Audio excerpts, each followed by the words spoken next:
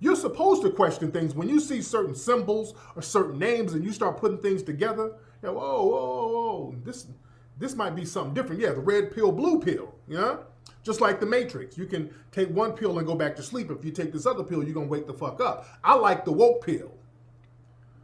I like the woke pill. A lot of niggas want that sleeping pill. And like Bobby Hemmett used to say, certain niggas, you can't wake them up because if certain niggas are awakened and they don't want to be awoke, they'll turn on you. Some niggas like being asleep. You understand? Some niggas like being asleep. Some people like not knowing shit. They like being told by white mommy and white daddy what everything is. They love that. Anything white mommy and daddy tell them, oh, white mommy and daddy deep. If they brought back antebellum style slavery, you got Negroes out here that's hot and ready to get back on that plantation. And I'm talking about get back on with a smiling face, because in their minds, and I'm not even, this is not just hyperbole, these niggas will literally be happy to get back on a plantation if white people force them to, because they get to live back with white mommy and daddy again. You understand what I'm saying? Some of these niggas would be just filled with glee if that happened. I get to live back with white mommy and white daddy? Sign me up. We got to be very clear when we talk about, hey man, we got to fight these white supremacists before they put us back in slavery. Well, what's wrong with slavery? Do y'all understand? We got niggas like that out here. They might not verbalize that, but you got niggas out here in their minds, well, slavery wouldn't be that bad. We ain't even talking about the Jesse Lee Petersons. We know Jesse Lee Peterson. But there's a lot of young folks out here who got that coon bloodline passed down to them. Remember, I would always talk about the recordings the Library of Congress did back in the 1930s, where, remember, in the 1930s, you still had a lot of former slaves alive. Okay? The 1930s, there were a lot of former slaves alive. They were elderly, but a lot of them were around still. So what the government wanted to do is get some firsthand accounts of them talking about slavery.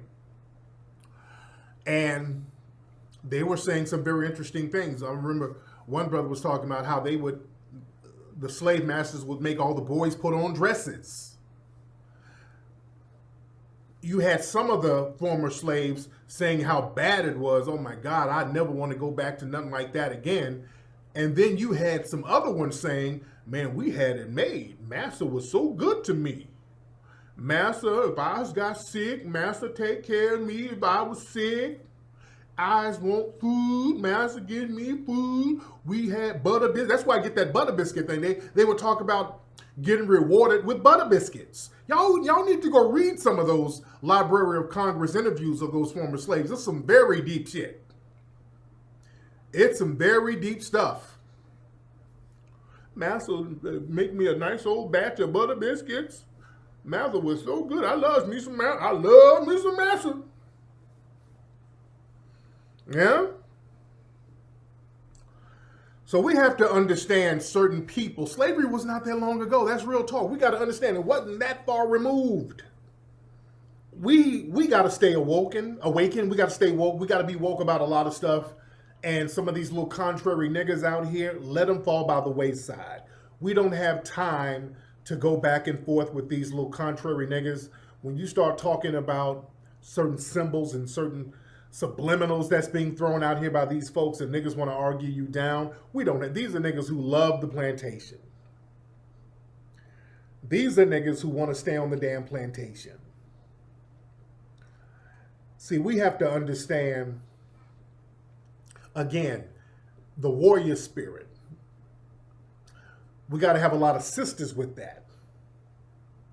We got to have a lot of sisters with that Harriet Tubman, Ida B. Wells spirit. That's very important. And that creates a warrior empowerment bloodline that you can pass down. Because of the hood rat culture that was created by the government, really in the late 60s, early 70s, they started to create a hood rat culture, you know, with the Section 8 and all that other stuff. And again, look, we're all victims of white supremacy, and there were black people who needed certain things because we were already going through economic deprivation.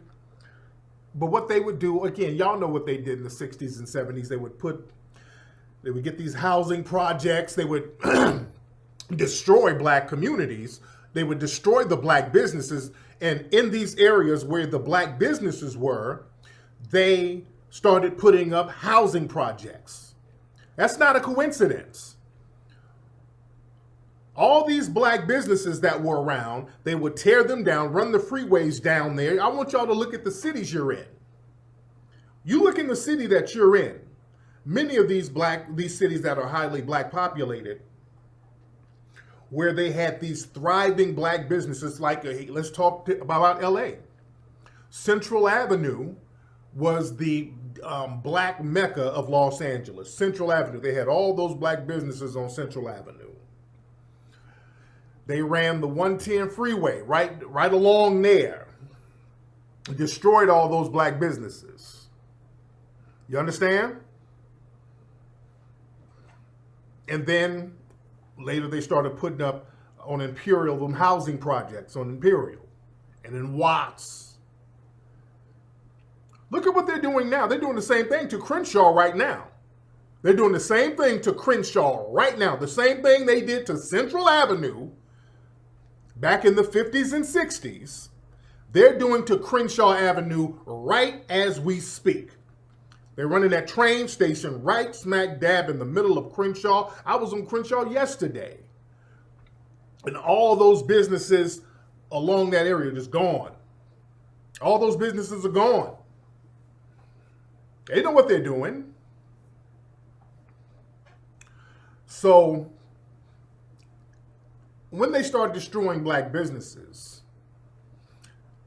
they start putting these housing projects up, and then they start creating the hood rat culture. And it's very important for them they had to do some psychological things to a lot of the women, because they understand how important it is for women to not be able to pass that warrior spirit down to the males. Let me tell you something. A lot of guys get the game from the dad, but you really get a lot of your warrior spirit from your mom or your grandmother. A lot of the warrior spirit is supposed to come from them. You understand what I'm saying? A lot of that warrior spirit should be able to come from the mother.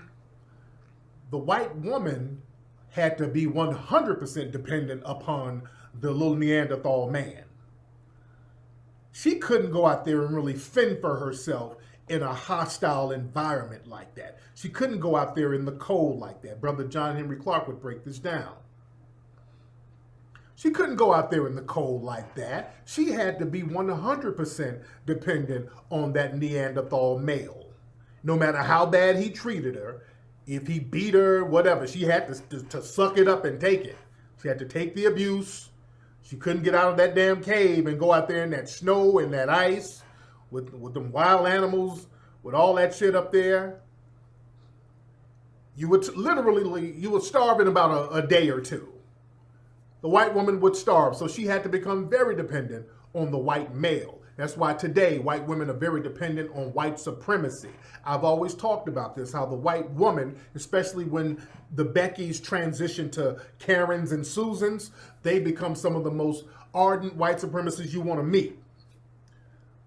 They are the main ones on the phone calling the police on niggas, maintaining systematic and structural white supremacy because they don't have any other skill. They can't cut it out here by themselves. They cannot cut it. When them white women lose their looks, they have to become dependent on the system of white supremacy, 100%. It's always been like that. Whereas, let's go back into the history of sisters. In Africa, sisters live in a tropical environment. So even if you got put out the house, hell, you can go pick some apples, you can go pick fruit, you're going to be all right. You got other relatives, you got an extended family. So you're still going to be all right.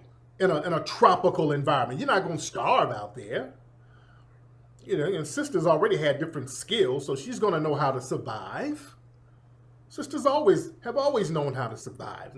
The oldest human found in Africa was a woman, so sisters knew how to survive. Yeah? Yeah, men and women carried the weight equally. When the men would be out there picking the fruit, gathering, the women would be out there gathering and picking it too. That's why you go over there, you see the sisters with the baskets on their heads. The sisters know how to go out there and get it. You don't see white women with baskets on their head, except you'll see them with a basket at Trader Joe's or some shit like that. But you've never seen an indigenous white woman, even in pictures. When have you seen a white woman really? Let's look at cave drawings. You don't see them really doing anything. They've never had to really put in no work. You've never seen them do this. You don't see indigenous, and I use the term indigenous white women very loosely, but you've never seen them do anything like that, doing any kind of work. You know, they've always been dependent. Even now, they can't raise their own kids for the most part. Shit, they be having all types of nannies and shit. Well, the nanny, let's get Gladys to come over. You got a black or Mexican nanny. Yeah? Even in slavery, they had to get the black woman to breastfeed their damn kids. Every image you see of an indigenous white woman, they're somewhere with a loincloth on, with matted hair, sitting over a fire, rubbing their fucking hands. You don't really see them doing anything. You dig? Sickly as hell. You don't see them doing anything. Not healing anything. And whenever there were some white women who somebody laced some game with and taught them how to do something, it scared other white people. Let's be real. In Europe, if a white woman, if somebody black probably taught a white woman something and the white woman threw some game out there, they'll, oh, this bitch is a witch. That's how the white folks, this bitch know too much.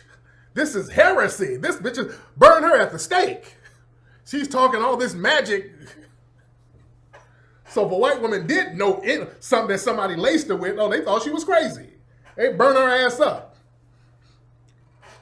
If a white woman, somebody taught her, hey, why don't you get some of this, get some of these leaves, and get some of these bushes, and get some of these berries, mix them together, and that's going to cure your disease. And if the shit worked, this is witchcraft. How this bitch know this? Burn her. What's she talking all this sense for? How you get to know this? This is how crazy they were. They would do that to white women. If a white woman knew something, this is the goddamn witch. Yeah? Because it was sisters who was lacing them white women with game. I want y'all to be very clear. It was sisters who were lacing some of these white women with game, and then that scared people. Because when the white woman started to get a little bit too, if a white woman starts to know shit, then she starts becoming independent.